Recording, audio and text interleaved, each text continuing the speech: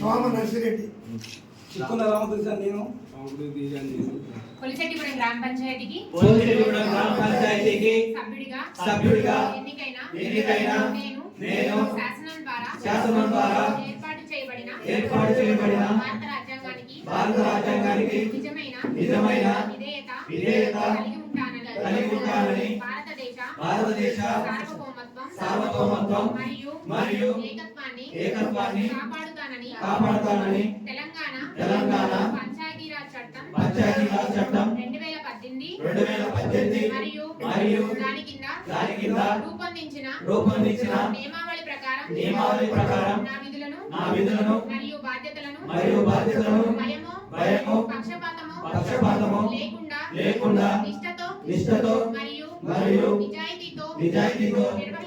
నిర్వహిస్తానని ప్రమాణం చేస్తున్నాను.